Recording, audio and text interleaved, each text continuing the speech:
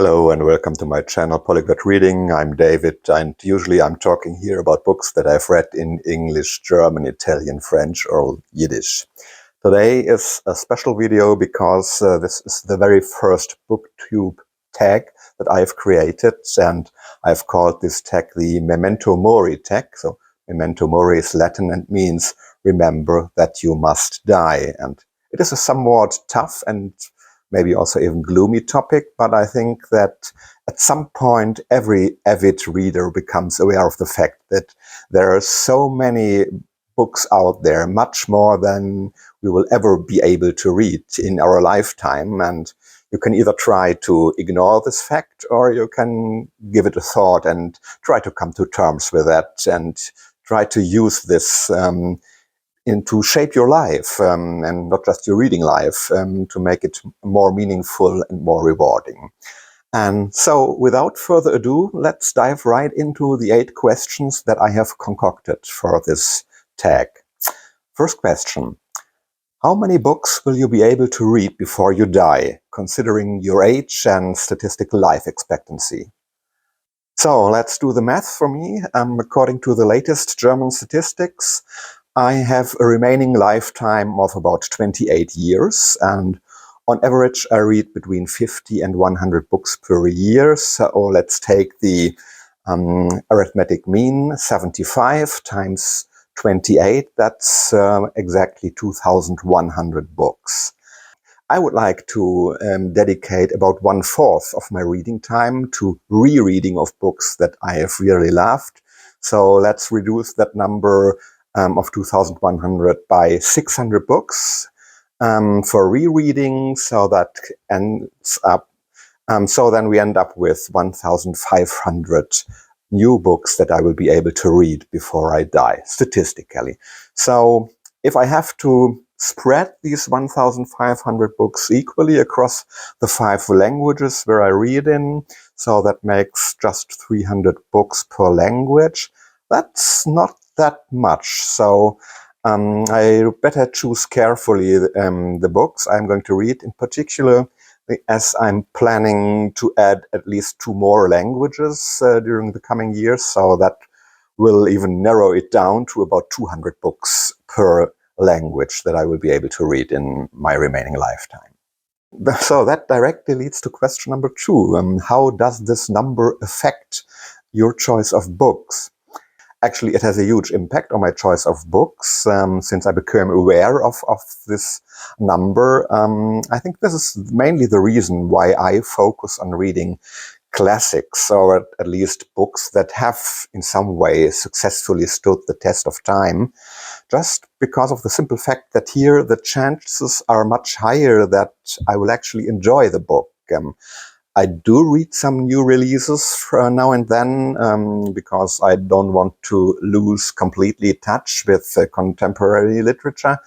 But it's a very simple fact, and for me it's proven by evidence and by experience that with new releases there's a much higher risk of wasting time with books that I do not enjoy very much.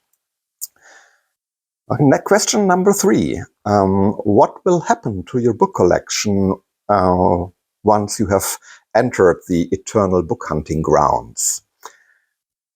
Let's face it, however dear to us our book collection may be, after our death, most probably most of our books will be considered just garbage by our kids or by our grandchildren. They will be disposed of, enter the waste paper collection cycle, and there will not be very much economic value associated with our book collections. So the number of readers is constantly in decline, is decreasing, and in the coming decades, many libraries or book collections of deceased people will flood the second-hand book market. And so that's a simple market mechanism of demand and supply, so the prices will go down. And if you still think that your book collection is valuable, you might do a reality check and check out one of the various internet platforms for sale of secondhand books, and to see whether this is true, or at least we will get a realistic estimate of the value of your book collection. I did this for mine, and it was sort of a sobering experience, but actually I'm fine with that. So I have given my children carte blanche to do with my book collection whatever they seem fit after my death. So they're free to pick the volumes they would like to keep.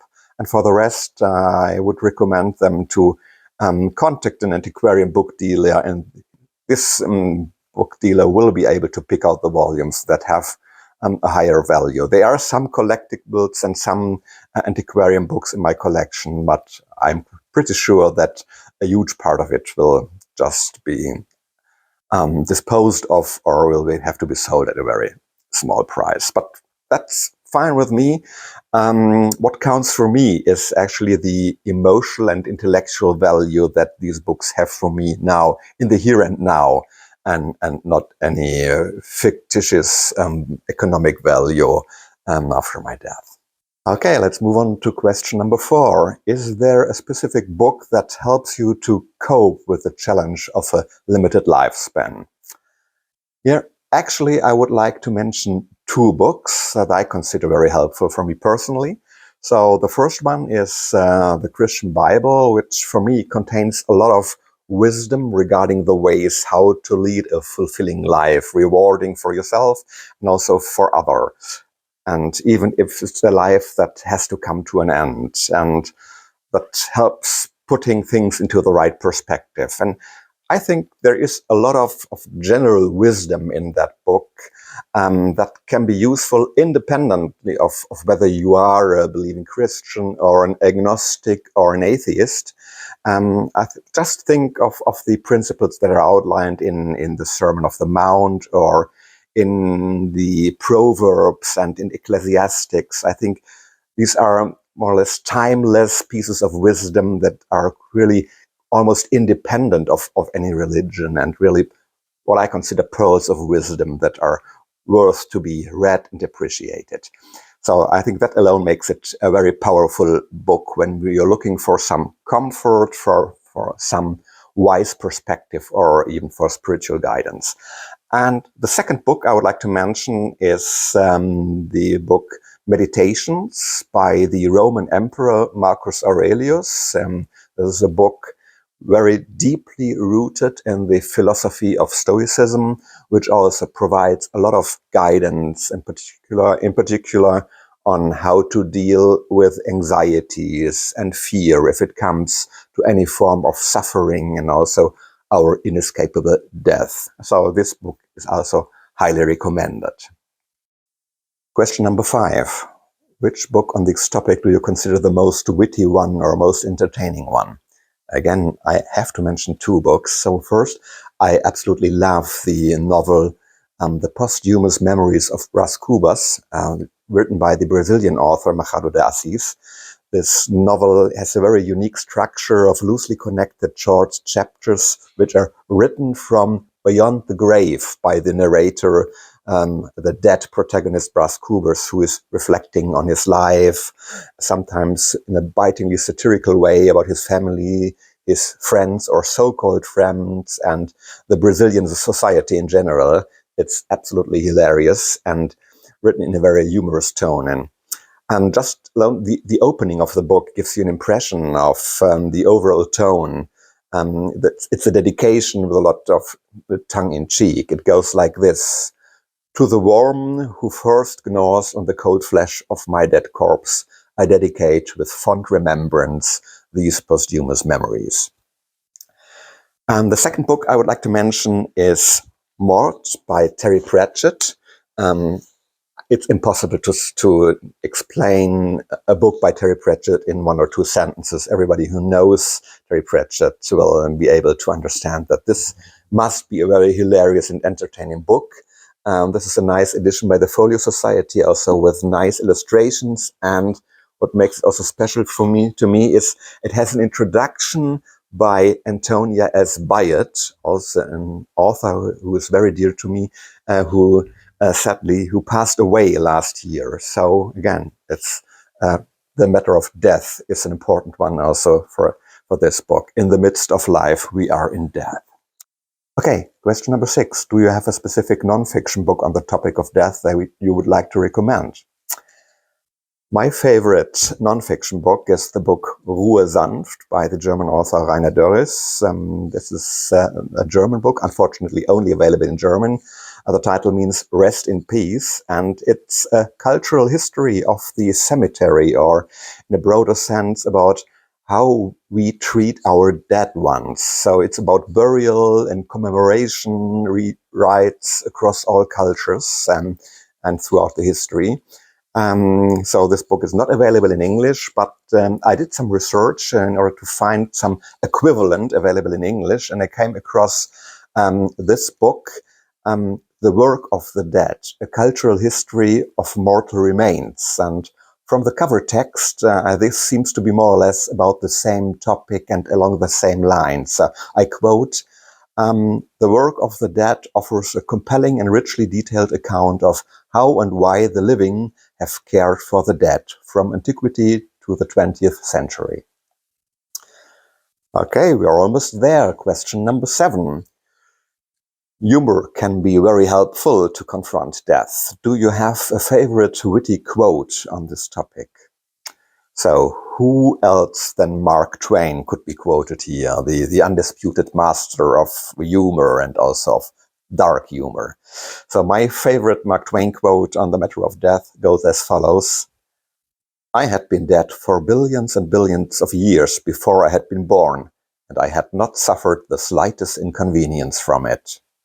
I love that twist of our fear about the time after our existence to the time before our existence. It always makes me feel very lighthearted. I think that's a very funny quote. So we're already there. 8th and final question. Does this tag make you feel uneasy, or are you quite relaxed about this topic? To be honest, that depends. So there are times when I'm very matter-of-factly and relaxed about this topic, and there are times when it makes me almost panicky. I think this is just normal and human, and I just try to get something good also from the periods where the thoughts of death really make me feel uneasy. I usually try to analyze this then in a little more detail to find out whether there's anything in particular that I could or should change in my life that would help me to restore my internal peace. So is there something that I definitely want to experience before I die, something I still want to learn, so I better start? Or is there something I want to quit before my final days arrive? And usually this helps a little bit to get over this anxiety. Okay, so this was the first tag I created on BookTube. I would like to tag the following booktubers that I am subscribed to and who I like very much. I think all of them have something very unique and valuable to say on this topic, and I hope they are willing to share their thoughts with us by doing a response video to this tag. So I would like to tag Heather from the channel Heather Reads, Joe from Joseph Francis Burton, Kim from Middle of the Book March, and the Pope or Archbishop of the English booktube world, St. Donahue, aka Steve Donahue.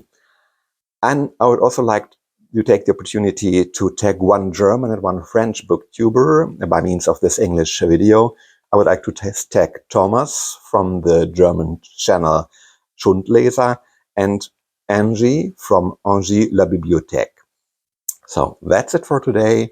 Thanks for watching. I hope you've enjoyed this video. If this is the case, please give me a like or subscribe, or what's even more important for me, leave me a comment in the section below so we can enter into the discussion. Hope to see you next time. Take care. Bye and ciao.